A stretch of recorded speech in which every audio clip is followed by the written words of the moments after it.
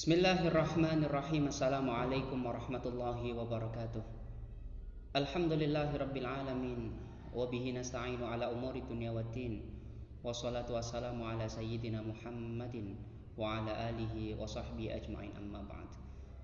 Alhamdulillah, sahabat yang dirahmati oleh Allah, pada hari ini kita memasuki hari ke-11 dari bulan Ramadan. Dan masih tetap dalam cerita adli, kita masih tetap akan membahas tentang kisah kehidupan sahabat Rasulullah Muhammad SAW. Sahabat yang dirahmati oleh Allah, hari ini kita memasuki hari ke-11 bulan Ramadan. Dan di hari ke-11 bulan Ramadan ada peristiwa yang perlu untuk kita kenang bersama, yaitu wafatnya sosok yang sangat dicintai oleh Rasulullah Muhammad SAW. Beliau tidak lain dan tidak bukan adalah Sayyidah Khadijah radhiyallahu anha.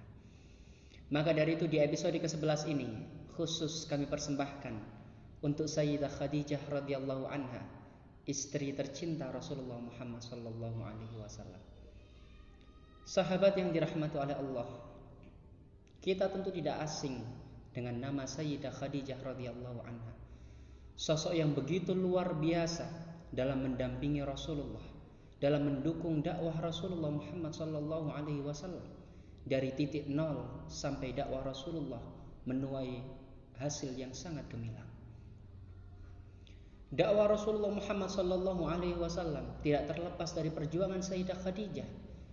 Bagaimana Sayyidah Khadijah memberikan dukungan moral, bagaimana Sayyidah Khadijah mengorbankan seluruh hartanya untuk dakwah Nabi Muhammad sallallahu alaihi wasallam.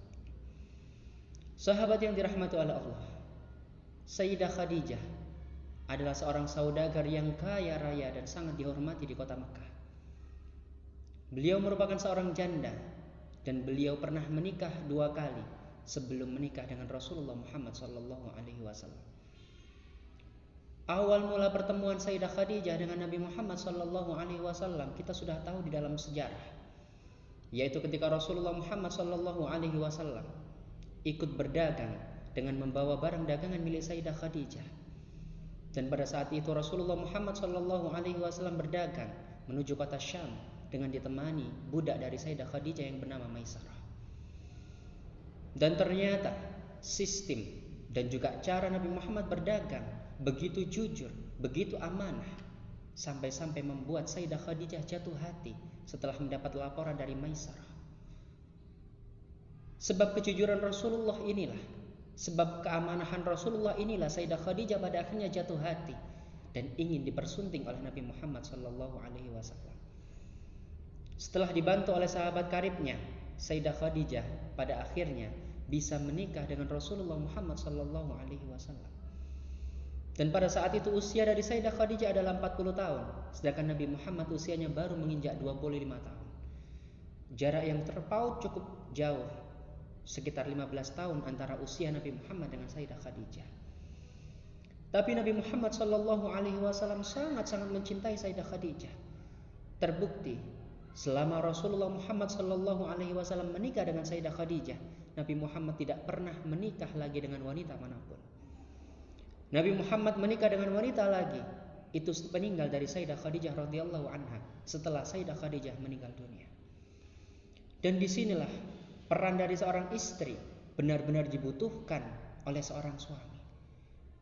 Dari cerita Sayyidah Khadijah, kita belajar tentang bagaimana kita menjadi seorang istri. Bagaimana kita mendukung segala hal yang dilakukan oleh suami kita selagi itu baik menurut Allah Subhanahu wa taala. Sayyidah Khadijah membantu dengan semangat. Sayyidah Khadijah membantu dengan motivasi.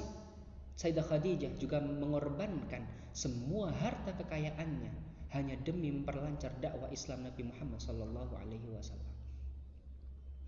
Sayyidah Khadijah benar-benar luar biasa menjadi seorang istri. Bahkan ketika Nabi Muhammad SAW mendapatkan wahyu untuk pertama kalinya, Nabi Muhammad menggigil luar biasa. Kemudian Nabi Muhammad pulang ke rumah dan di sana ia disambut oleh Sayyidah Khadijah yang kemudian menenangkannya, menyelimutinya, hingga membuat Nabi Muhammad begitu nyaman di samping Sayyidah Khadijah radhiyallahu anha. Bahkan Nabi Muhammad SAW terang-terangan mengatakan bahwa istri yang paling dicintainya adalah Sayyidah Khadijah. Bahkan hal ini pernah membuat Sayyidah Aisyah cemburu tentang bagaimana Nabi Muhammad begitu cinta dengan sosok Sayyidah Khadijah radhiyallahu anha. Sahabat yang dirahmati oleh Allah, Sayyidah Khadijah merupakan perempuan yang benar-benar luar biasa. Ia begitu tegar, ia begitu sabar, ia begitu kokoh demi mendukung dakwah dari suaminya Nabi Muhammad sallallahu alaihi wasallam. Yang mana pada saat itu Nabi Muhammad mendapatkan banyak sekali penolakan, bahkan mendapatkan banyak sekali siksaan.